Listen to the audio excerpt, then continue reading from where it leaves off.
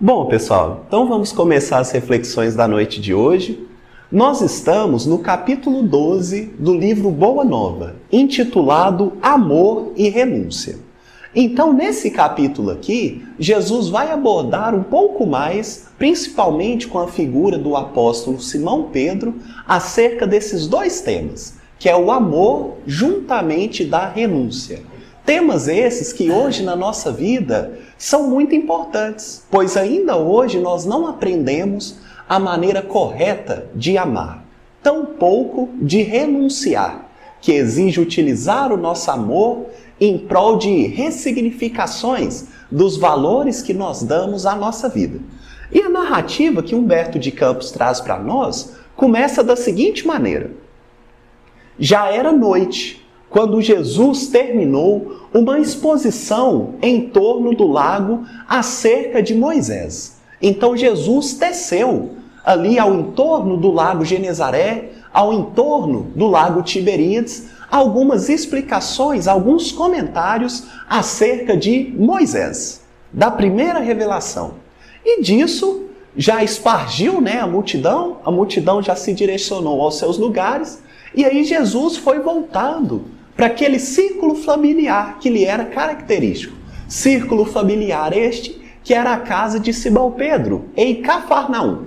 Então Jesus, ele vai juntamente com Simão, voltando para até então a casa deles. Pois Jesus, depois que sai de Nazaré no ano 30, ele faz uma pousadinha, se nós pudéssemos assim dizer, na casa de Simão. E ele fica ali durante quase 3 anos. Então Jesus vai para a casa junto com Simão Pedro. Entretanto, ele percebe que Simão estava carregando uma angústia no peito.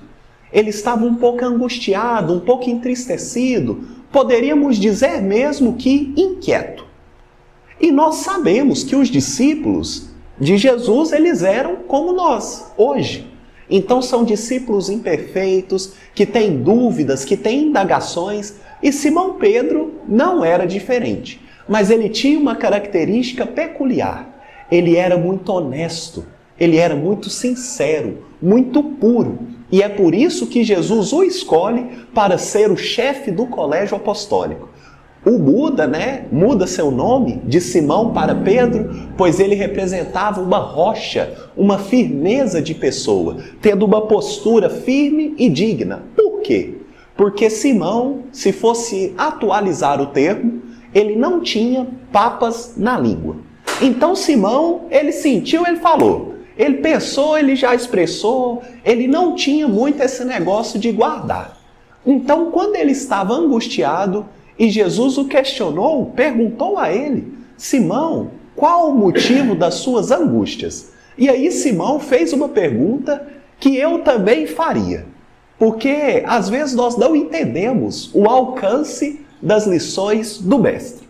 E aí Simão pergunta: Senhor, em face dos vossos ensinamentos, como deveremos interpretar a vossa primeira manifestação, transformando a água em vinho nas bodas de Caná?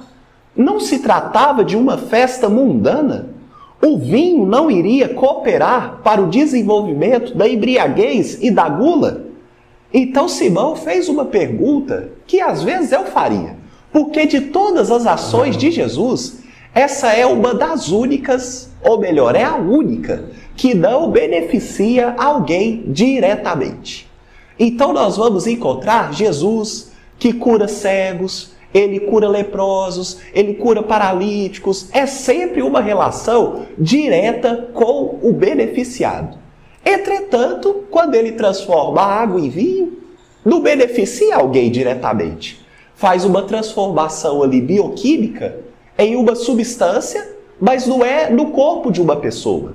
Não é na vida de uma pessoa. Então, por que Jesus fez isso? Um casamento, uma festa, não seria algo mundano? Algo que colaboraria para a embriaguez? Então Simão, que não tinha papas na língua, diz exatamente essas palavras. Mas mestre, como que eu posso entender? Ou seja, ele já estava carregando esse sentimento há muito tempo, porque isso aqui já havia acontecido. Jesus já havia pregado muitas outras coisas, feito muitas outras coisas. Entretanto, Simão estava remoendo aquilo. E ele chega e diz. E nesse momento, então, Jesus, ele olha e compreende o alcance daquelas palavras. Então ele olha com muito carinho, com muito afeto para Simão e sorri. E diz assim: Simão, você conhece a alegria de servir a um amigo? Então Jesus, ele muda aqui.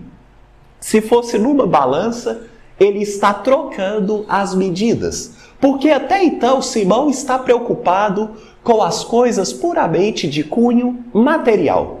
Com a bebida, com o corpo físico, com a embriaguez. Mas Jesus está preocupado com os afetos da alma. Ele está preocupado em ajudar alguém que é caro ao seu coração. Porque se a gente acompanhar na narrativa, nós vamos encontrar que Maria quem pede a Jesus para transformar a água em vinho. Porque aqueles que estavam casando eram conhecidos. E era muito vergonhoso, assim como hoje ainda é, se está na festa do seu casamento e acaba a bebida ou o alimento. Só que aquela época era um pouco mais delicado, porque os casamentos duravam, em média, 7 dias. E era obrigação dos noivos, boa noite, e era obrigação dos noivos preservar todos aqueles que vinham de longe, dando hospedagem, dando alimentação, bebida e conforto. Então aqui nessa festa de casamento estava mais ou menos no dia 4º.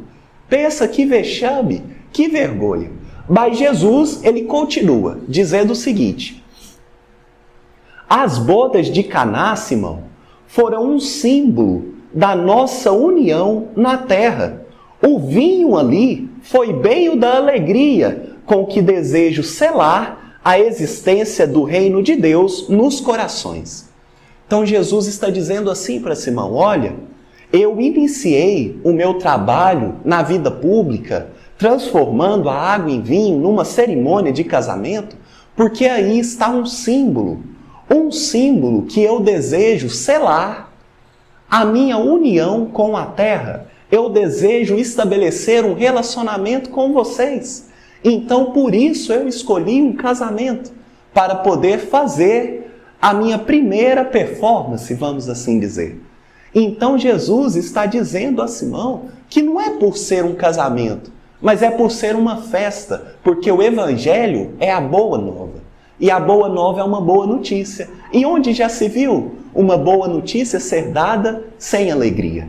Então Jesus vai colocando esses pontos, mas ele continua dizendo o seguinte: estou com meus amigos e amo-os a todos. Os afetos da alma, Simão, são laços misteriosos que nos conduzem a Deus.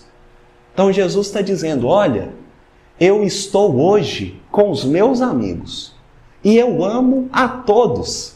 E os afetos, Simão, os afetos da alma são laços, são correntes, são como se fossem ligações misteriosas que nos conduzem a Deus. Mas como isso se dá no nosso dia a dia?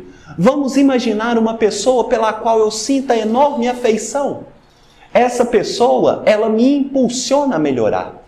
Quantos casais, quantas mães, quantos pais não se transformaram para melhor depois de ter um laço afetivo com o primeiro filho?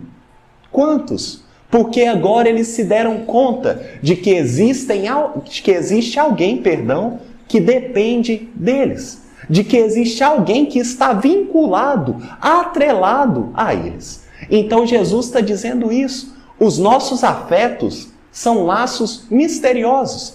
Quantos de nossos amigos não nos impulsionaram para a questão da reforma íntima, para a questão de trabalhos mais benéficos para a nossa saúde mental? Quantos são laços que nos impulsionam para o bem e para o alto, para Jesus e para Deus? Nesse sentido, então, Jesus continua dizendo que as mais belas horas da nossa vida são as que nós empregamos em amar os nossos amigos, enriquecendo as satisfações íntimas. Então Jesus está dizendo o seguinte, olha, as horas mais satisfatórias da nossa existência são aquelas que nós passamos dedicando ao nosso semelhante, que é caro, que é portador do nosso afeto, do nosso sentimento, do nosso carinho. Então as horas mais felizes da nossa vida é quando nós estamos acompanhados daqueles a quem amamos. Pouco importa o lugar, tão pouca comida, tão pouca vestimenta. Importa as pessoas, os espíritos que estão ao nosso redor. E essas são as horas mais felizes da nossa existência. É isso que Jesus está colocando para Simão. Entretanto, aquelas palavras eram estranhas ao coração daquele pescador. Porque como nós, ele era imperfeito e ele não estava conseguindo almejar o alcance daquelas palavras. Ele não conseguia encontrar até onde elas iam, porque Jesus tem palavras de vida eterna que serve para sempre, para todas as circunstâncias. E é por isso que Simão, um pouco tímido, acaba por perguntar, mas Senhor, e como nós deveremos proceder quando os nossos amigos não nos entendem? Ou quando eles retribuam o nosso carinho com a ingratidão? Então ele está fazendo uma pergunta aqui que nós faríamos. Eu sei, mestre, que é muito benéfico, que é muito prazeroso, é uma satisfação enorme estar juntamente dos nossos amigos, partilhar com eles as existências, mas e aqueles que não nos compreendem? E mais, aqueles que nos retribuem o carinho com a ingratidão, que são ingratos ao nosso afeto, à nossa dedicação, à nossa amizade. O que fazer? Então Simão buscava uma resposta, o seu coração estava inquieto. Nesse sentido, Jesus coloca o seu olhar lúcido sobre aquele galileu e diz o seguinte, Pedro, o amor verdadeiro e sincero nunca espera recompensas. Ainda que todos os nossos amigos do mundo se convertessem um dia em nossos adversários ou mesmo em nossos algozes, jamais nos poderiam privar da alegria infinita de lhes haver dado alguma coisa. Então olha o que Jesus está dizendo. Simão, o amor verdadeiro, ele não espera nada. Ele não espera nenhum tipo de retribuição. Entretanto, Simão, vamos imaginar que todos os nossos amigos nos abandonem. Ou pior, que eles virem, se tornem nossos adversários, algozes. Ainda assim, nós seremos gratos, sabendo que eles nunca poderão tirar o prazer e a consciência tranquila de sabermos que mesmo durante um dia, um minuto sequer, nós fomos úteis a eles. E nós fizemos coisas boas. Então eles não vão poder nos tirar o prazer de um dia ter servido. E isso vai nos deixar tranquilo. Então pode ser que alguém hoje seja ingrato a você. Um pai, uma mãe, um filho, um irmão, uma tia. Entretanto, algo eles não podem tirar, que é a nossa consciência tranquila de saber que enquanto nós estávamos juntos, nós fizemos o máximo para agradá-los. Fizemos o máximo para recompensá-los, para mostrar que eles eram portadores do nosso carinho, do nosso afeto, que eles detinham o nosso amor. Então é isso que Jesus está falando. Mesmo que todos os nossos amigos nos abandonem, a alegria maior é de tê-los servido. Pelo menos uma vez. Pelo menos uma vez. E nesse sentido, então, o Cristo ele olha para o alto, aquele céu estrelado, né, da pequena Cafarnaum, e ele diz como que um tom profético. Ele diz assim, pode ser, Simão, que o vinho de Caná um dia se transforme no vinagre da amargura. Contudo, sentirei mesmo assim júbilo em solvê-lo, por minha dedicação aos que vim buscar, por amor do nosso Pai Todo-Poderoso. O que Jesus está falando? Olha, pode ser que um dia, Simão, essa festa que nós iniciamos nas bodas de Caná da Galileia possa vir a amargar o vinho se tornar azedo, se tornar um vinagre. Entretanto, ainda assim, eu estarei satisfeito, pois sei o que vim fazer e vim buscar os filhos para o nosso Pai que está nos céus. E Jesus, ele falava quase que em tom profético, pois foi justamente isso que aconteceu. Aquele vinho daquela festa, daquela alegria do casamento, se transformou em algo ruim. Nós assassinamos o Cristo. Então é um ponto obscuro da nossa história, mas que nós não podemos deixar de dizer. E dado isso, passa-se alguns dias e Jesus novamente, dessa vez, em um outro momento, na casa de Simão, inicia uma conversação com aquele pescador.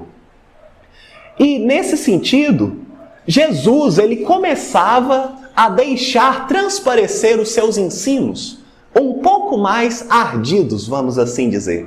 Porque tem uma parte do evangelho que é mais saborosa, uma parte do evangelho que é mais doce, quando fala assim que bem-aventurados, os humildes, os mansos, é uma parte legal. Mas aí quando fala assim, bem-aventurados os aflitos, aí o evangelho começa a ficar um pouco pior, Aí ele vai ficando um pouquinho mais ardido. É como se tivesse colocado uma pimenta naquilo que era doce, Quando Jesus cura é maravilhoso, mas quando Jesus fala assim, olha, cada um pegue a sua cruz e siga-me, aí já fica um pouquinho pior. A gente já desgosta um pouco mais. Então os discípulos foram percebendo a dimensão dos ensinos de Jesus e o que demandava um trabalhador da Boa Nova. E nesse sentido, então, Jesus deixa que todos percebam que os homens que não estivessem decididos a colocar o reino de Deus acima de pais, mães e irmãos terrestres, não poderiam ser os seus discípulos. Então isso aqui para Simão foi um choque.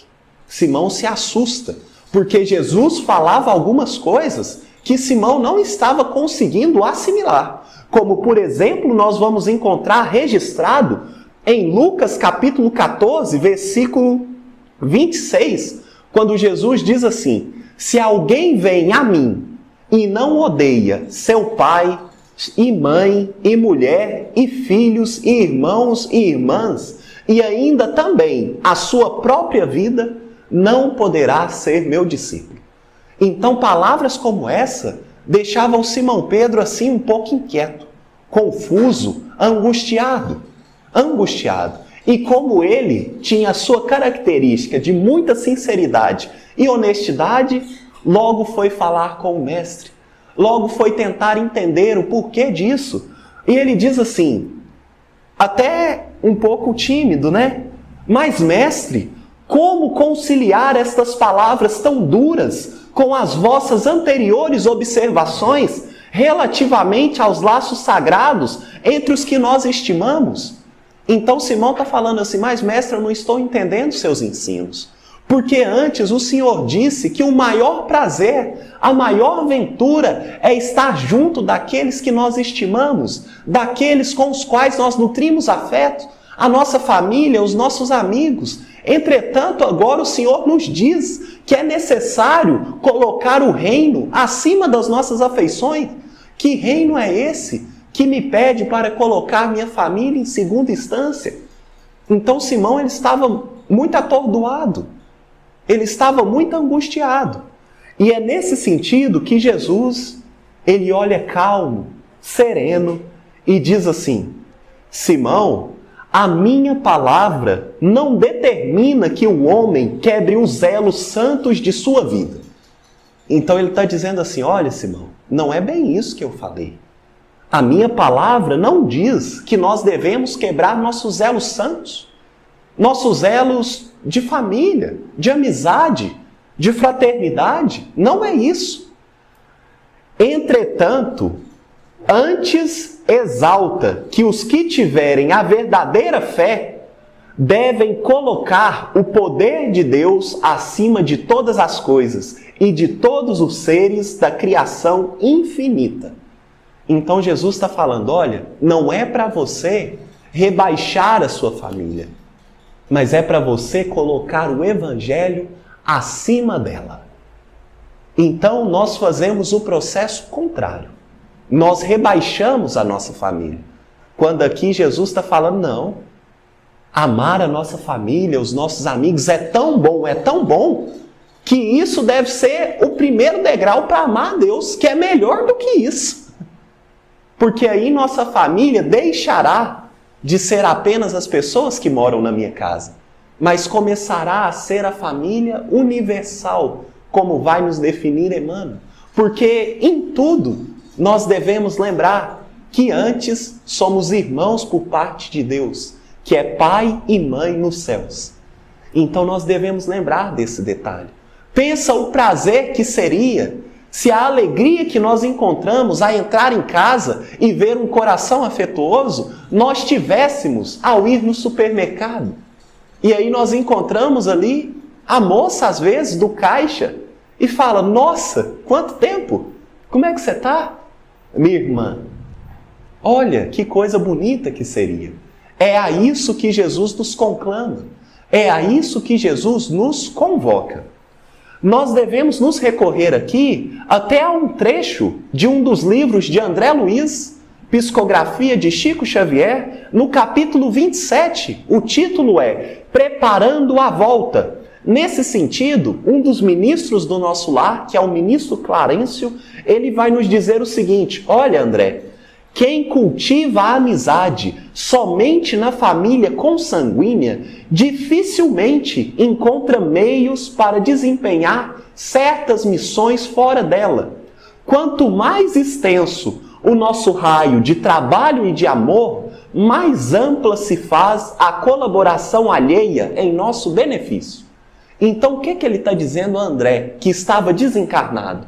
Veja só, André, se nós temos os afetos, a intimidade apenas com as pessoas que comungam da mesma família que nós, algumas missões nós não conseguiríamos realizar. Nós não conseguiremos, perdão.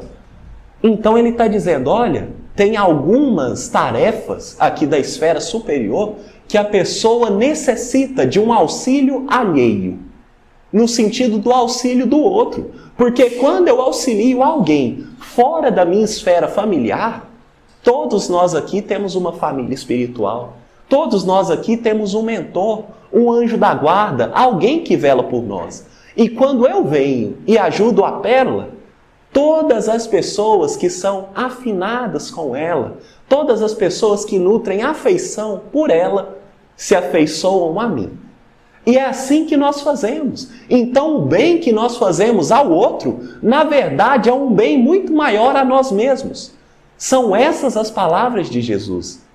Que aquele que faz o bem, ele ganha muito mais do que aquele que recebe.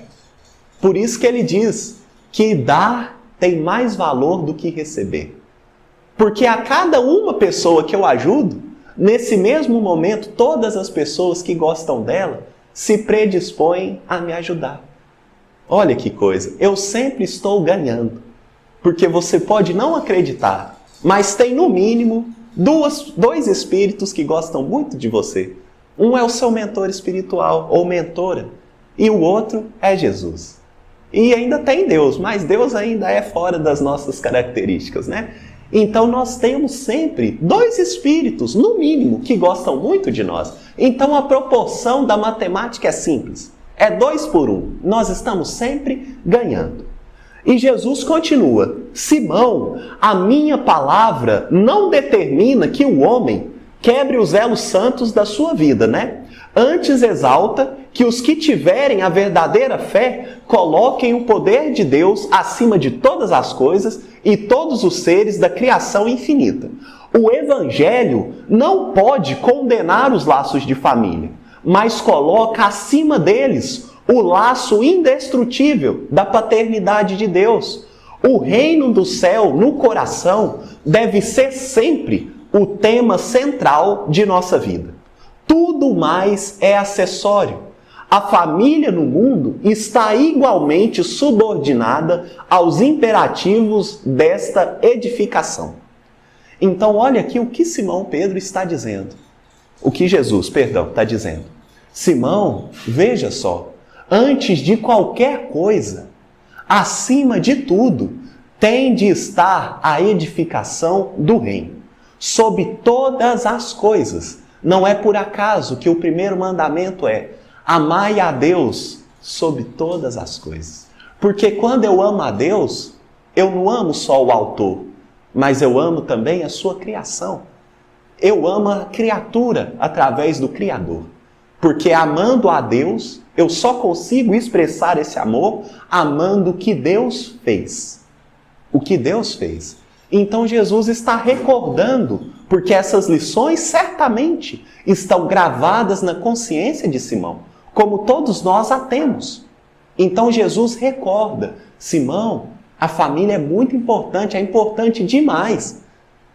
Mas nós temos que lembrar que acima disso, é importante que nós saibamos conviver uns com os outros como a família humana que nós somos. Porque um dia nos reconheceremos pertencentes à família universal. Universal. Então, continua Jesus dizendo o seguinte: olha, Simão, todos os homens sabem conservar, mas são raros os que sabem privar-se. Privar-se. Pedro, no supremo sacrifício de renunciar, estão as virtudes do amor. Então, o que será que Jesus quer dizer? Ele está dizendo assim: olha, conservar, todo mundo sabe. Manter, todo mundo sabe. Mas e privar? E não receber? Será que nós sabemos? Então, receber amor, todo mundo gosta. Mas e privar-se de situações que às vezes são ilícitas, mas que nos beneficiam? E privar de situações que são cômodas, mas não nos permitem o progresso? É isso que Jesus está dizendo.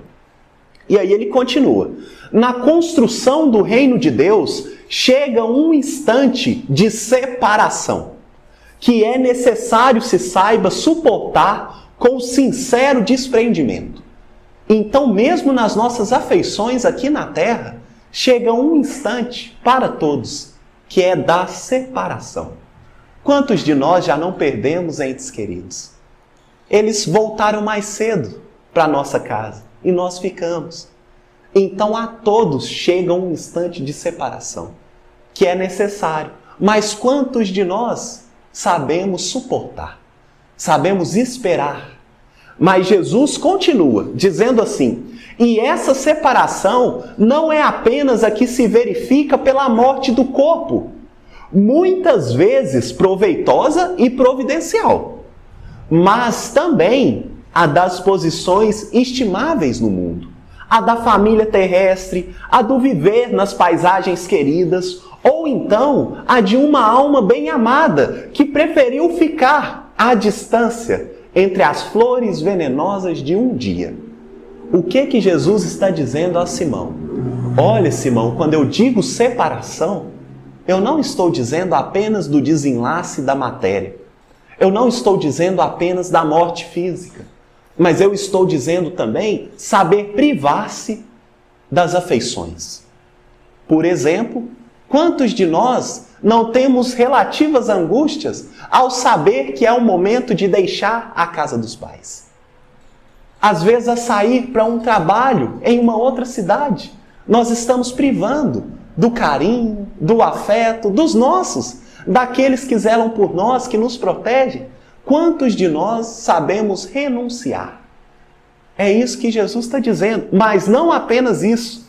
Ele diz também renunciar a paisagens queridas. Então tem lugares que nós gostamos demais. Lugares onde nós crescemos, onde tem recordações importantes ao nosso coração.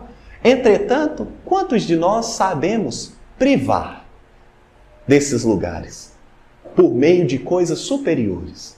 E aqui o mais duro, às vezes saber nos separar de uma alma que é bem amada, mas preferiu ficar entre as flores venenosas de um dia. Então, quantos de nós temos pessoas que são muito amadas pelo nosso coração, pessoas que nós gostamos demais, entretanto, naquele momento, com o seu livre-arbítrio, ela está decidindo uma vida diferenciada, uma vida mais atrelada às questões menos dignas. E quantos de nós não tentamos dizer, não faz isso não, meu amigo, para com isso, meu irmão, minha irmã, mãe, pai, filho, não vá por esses caminhos. São caminhos dolorosos, caminhos de sofrimento. Entretanto, nos ensina Jesus que por mais que doa, às vezes nós temos que privar. Porque chega um ponto que as pessoas só vão fazer o que nós queremos se nós a obrigarmos. Mas aí nós ferimos uma lei de Deus, que é a do livre-arbítrio.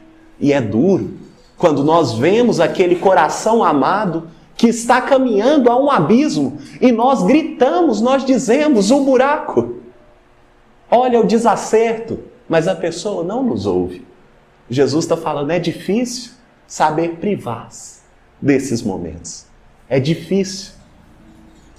E nesse sentido ele diz, Simão, quão poucos sabem partir por algum tempo do lar tranquilo ou dos braços adorados de uma afeição, por amor ao reino.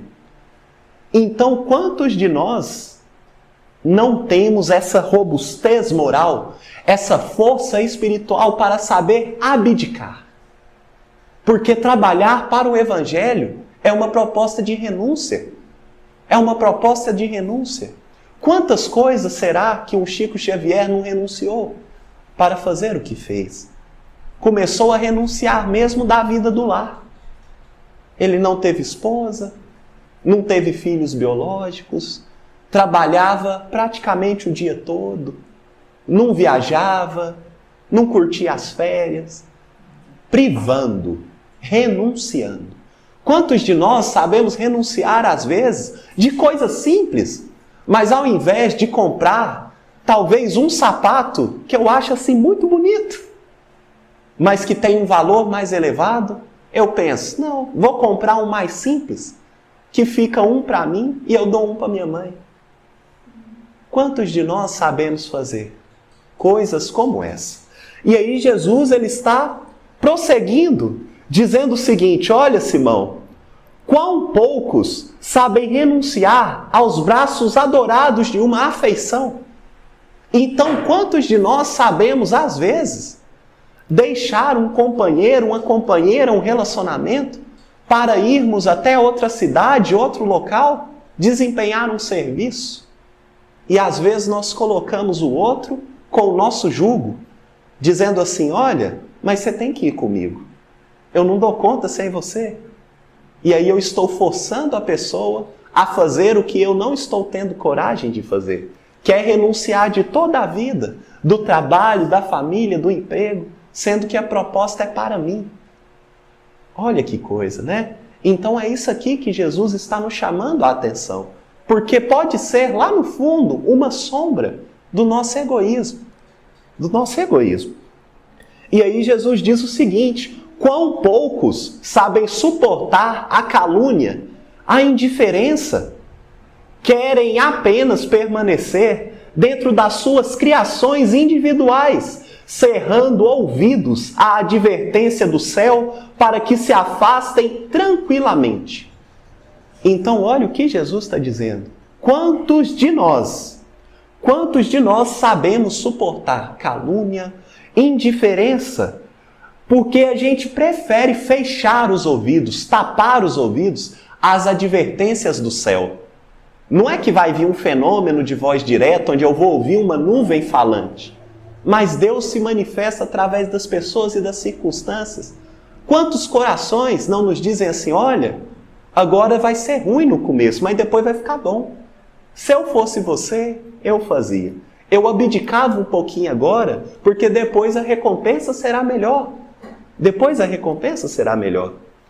Isso é a temática do Evangelho, gente. Quando Jesus diz, olha, A felicidade não é deste mundo. Meu reino não é deste mundo. Aqueles que sofrerem, bem sofrerem, herdarão a terra, herdarão o reino dos céus, mostrando para a gente que é um negócio. Nós devemos privar agora como se fosse um investimento. Agora eu passo um pouquinho mais apertado, mas depois será bênçãos. Depois será vitória. Muitas graças. Só que nós não sabemos enxergar a longo prazo. Por isso que é difícil para nós ter uma vida digna, mas um pouco mais simples, singela e humilde, esperando as recompensas do céu. Esperando as recompensas no plano espiritual. É por isso que para nós ainda é difícil, porque nós pensamos de maneira imediatista. Nós queremos as coisas para ontem, para agora, e isso não combina com fé. Porque fé é acreditar, porque não vai chegar hoje. Pode demorar um pouco. Onde nós podemos aqui até mesmo falar como nossos irmãos protestantes.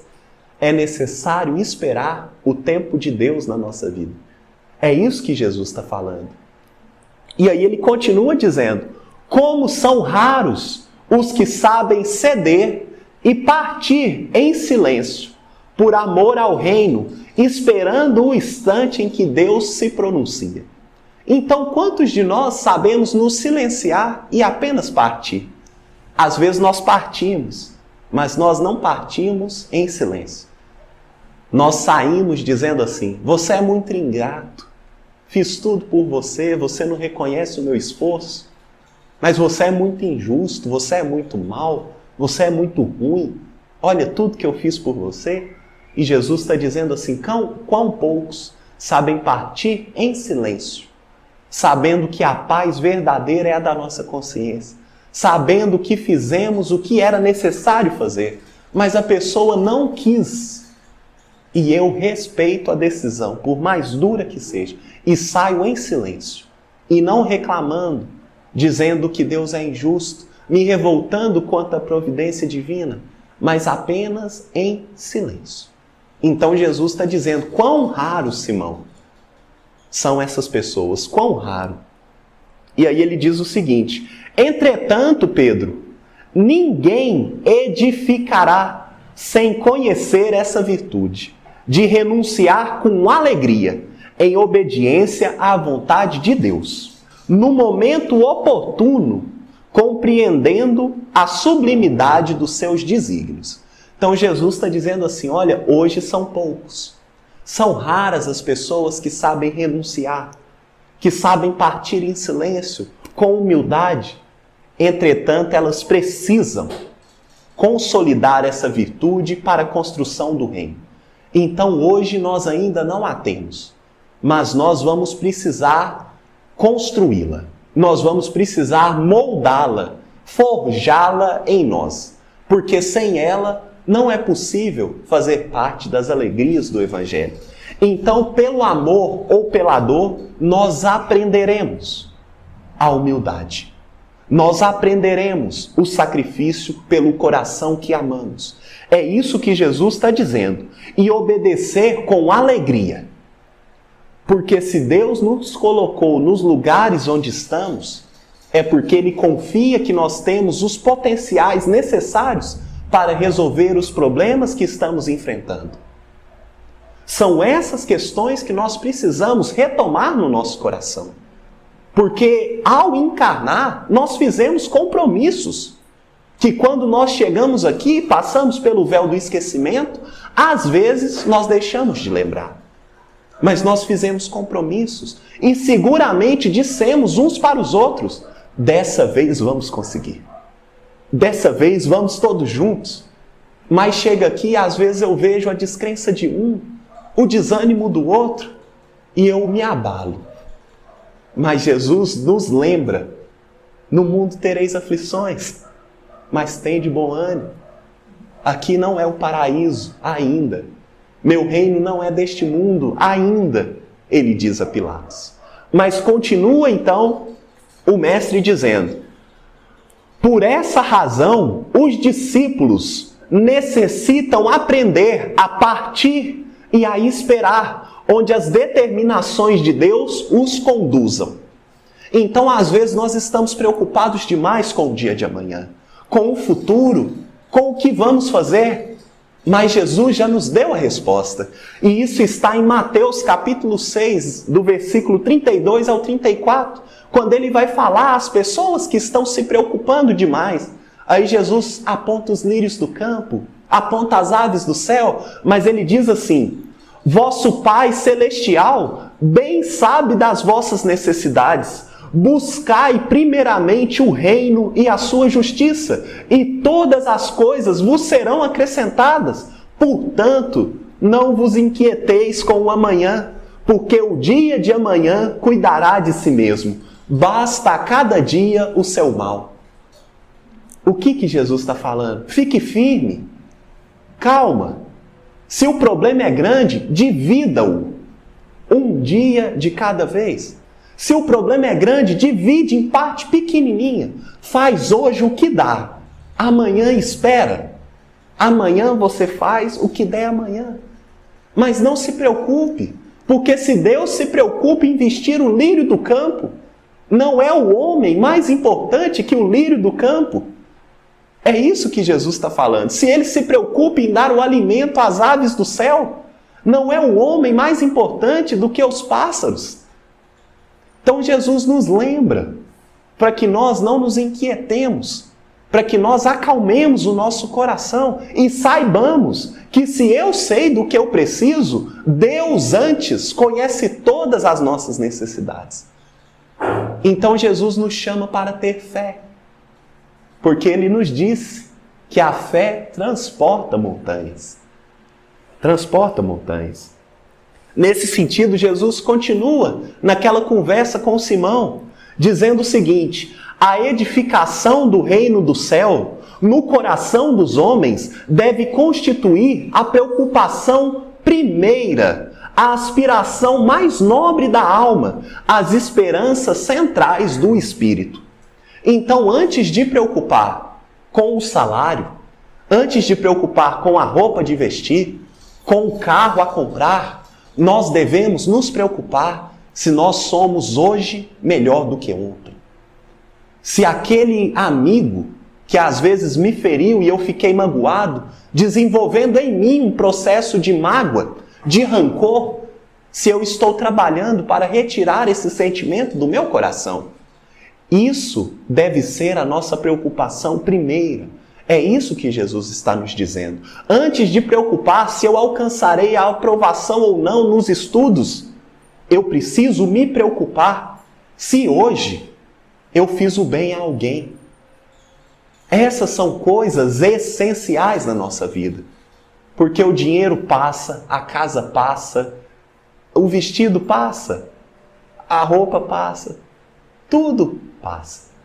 Mas as virtudes morais que nós consolidamos em nosso coração, essas serão eternas. Então não nos deixemos confundir com o mundo. Nós somos espíritos imortais e nós estamos aqui para recrutar valores imortais, para construir, para edificar em nós valores do espírito imortal, que estará conosco para sempre. Então, se eu aprendo a ser humilde, eu serei humilde para sempre. Mas às vezes, se eu compro uma casa nova, essa casa vai ser minha só até o desencarne. Não que nós não devemos nos preocupar, mas nós precisamos saber o valor. O valor.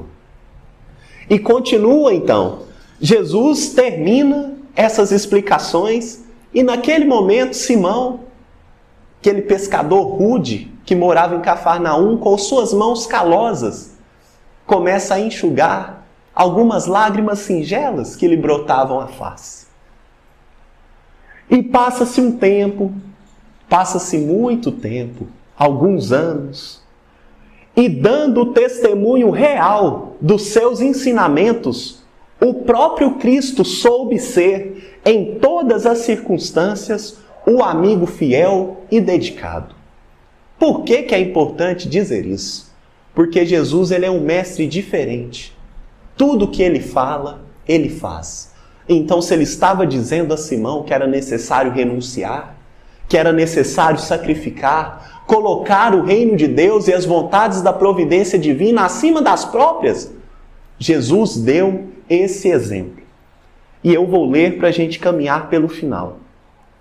Ninguém no mundo já conseguiu elevar a altura em que o Senhor as colocou, a beleza e a amplitude dos elos afetivos. Mesmo porque a sua obra inteira é a de reunir pelo amor todas as nações e todos os homens no círculo divino da família universal.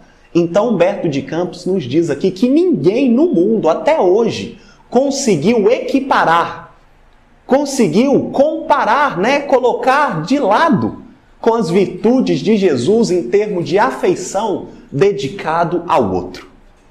Jesus foi aquele que mais fez prevalecer o afeto e o sentimento igualitário perante a todos.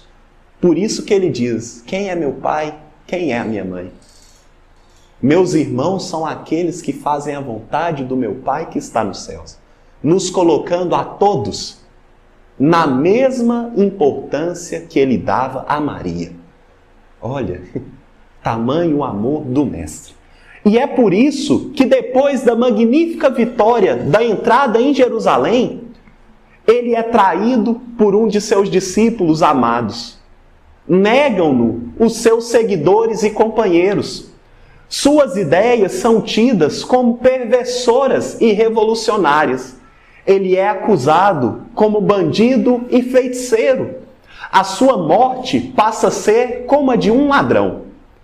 Jesus, entretanto, ensina a todo tempo às criaturas, nesta hora suprema, a excelsa virtude de retirar-se com a solidão dos homens, mas com a proteção de Deus. Então, nesse momento, Jesus estava sozinho. Não havia homens ao seu lado, mas havia a proteção de Deus. Quantos de nós teríamos uma robustez moral para aguentar uma carga como essa? Nos ver sozinho, aqueles corações mais próximos nos negando. Às vezes pega quem você mais ama, quem mais te conhece, quem morou com você, como foi o caso de Simão. E aí essa pessoa pergunta se te conhece, Alguém pergunta a essa pessoa se ela te conhece, porque você está sendo acusado injustamente. E essa pessoa diz: nunca ouvi. Pensa, aquela pessoa mais cara do seu afeto. Um filho, uma companheira, um companheiro, uma mãe, um pai, um avô, uma avó. Aí vai questionar ela. Você fala: só tem uma pessoa que me ama que vai me defender. E chegam até ela e ela diz que não te conhece. Pensa a dor. Pensa a tristeza, a decepção. Mas Jesus sabe se manter firme, mesmo com o abandono dos homens, porque ele já compreendeu que mesmo que todos nos virem às costas, Deus segue conosco. Deus segue conosco. E nesse sentido, então, sem proferir a mais leve acusação, ele caminha humilde, coroado de espinhos, sustentando nas mãos uma cana imunda à guisa de um cetro, vestindo uma túnica da ironia, sobre cusparada, sobre cuspes dos populares que estavam mais exaltados. De faces sangrentas e passos vacilantes, o Mestre caminha sobre o peso da cruz, vilipendiando, submisso. No momento do Calvário, Jesus atravessa as ruas de Jerusalém, como se estivesse diante da humanidade inteira. Tinha gente de todo tipo. Sem queixar-se, ele ensina a virtude da renúncia pelo amor ao reino de Deus, revelando por essa a sua mais verdadeira lição. Então, olha que coisa. Jesus nunca vai nos pedir algo que ele antes não tenha exemplificado. Então, para que ele diga que nós precisamos, às vezes, sair da zona de conforto, nos privar de alguns benefícios que nós gostamos, mas que poderiam ser melhor aproveitados doando a outros. Porque nós ainda, no nosso grau de evolução, temos uma afeição, temos uma afinidade com o mal feito, né? A gente ainda gosta. Mas o Mestre nos convida a uma nova caminhada, a um jeito diferente de ver a vida, a um jeito diferente de ver as pessoas, dizendo assim, olha, pode parecer que você está em desvantagem. Pessoas podem te chamar de bobo, de uma pessoa menos esperta, menos astuta. Entretanto, eu te digo, é melhor você ter algo que você possa dividir do que algo que você use apenas para você. São essas as lições que o Mestre nos dá. Porque se todo mundo divide com todo mundo, todos nós teremos tudo. Não haverá falta de nada. Mas se nós imaginamos que tem coisas que são só nossas, e as pessoas pensarem assim também, todo mundo ficará com pouco. São esses os ensinos de Jesus. Muito obrigado pela paciência de todos e pela oportunidade do trabalho.